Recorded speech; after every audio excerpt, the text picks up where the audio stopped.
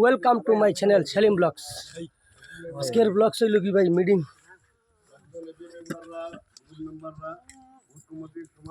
হ্যাঁ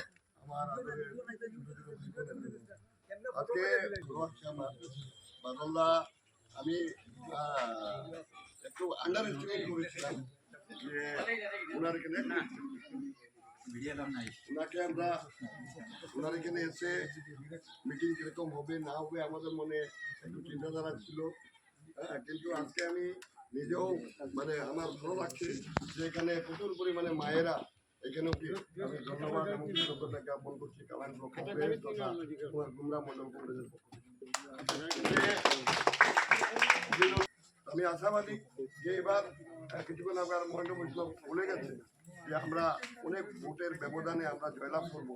আমি চতুর্দিক থেকে আমি ব্লক কংগ্রেস সভাপতি হিসাবে আমার কাছে খবর আছে, বিশেষ করে আমাদের হিন্দু প্রধান অঞ্চলগুলি থেকে উনি ভীষণভাবে এখন আমরা দলাই গেলা মানে আমাদের কংগ্রেস দলে তাই রাজস্থানী বলে গেছিল, কিন্তু তাইনোর জন্ম হয়েছে এই কাঠিগড়ার মাটির দেখেন এই তারার এখানে গেলে আপনি ওয়াশ হয়ে অবস্থা আরম্ভ হয়েছে, বুঝছেন? আজকে এই দাদাটা আমি তো দেখেন একেবারে চল না কংগ্রেসের উপর ওনারা বুক চিটিয়ে বিজেপি করেছেন, কিন্তু ওনার কাছে যখনই দাদা হিসাবে গেছি ওনার কাছে আদর পাইছি। আমি আর জীবনে কোনোদিন বিজেপিতে যেতাম না, আমি এবার বিধায়ক হইয়া হ্যাঁ তারপরে একজন বীজ আমি বপন করিয়া যাইব যাতে পরবর্তী দিনে আপনাদের বিধায়ক হইতে পারে। তিনি জায়গায় জায়গায় এই কথাটা কইতেছেন। আমাদের সরকার হওয়ার পরে যে সমস্ত দুর্নীতি আমাদের গ্রাস করছে, বিশেষ করে আমাদের হিন্দু সমাজের মধ্যে কেউ কারণে আমরা মানি না। আমি মারা কোন বিশেষ করিয়া যে আমরা কেউ কারণে মানি না। আগে আমাদের বিচার আচার আসিল, আমাদের মুরব্বী আসিল, তারা মুরব্বী মানি, কিন্তু আমরা মুরব্বী সুরব্বী কিন্তু মানি না, বুঝছেন? তোর পয়সা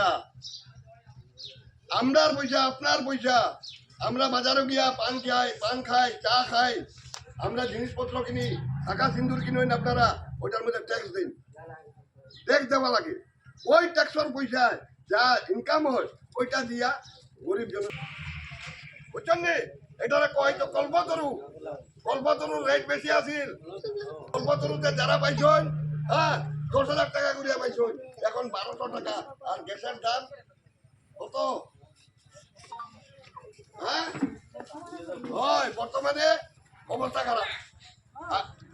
আগে 700-800 টাকা আপনার ব্যাংকও যাইতে যেতে 500 টাকা নাই, জানি ব্যাংকও যাইতে যেতে 500 টাকা ফের রইল 700 টাকা।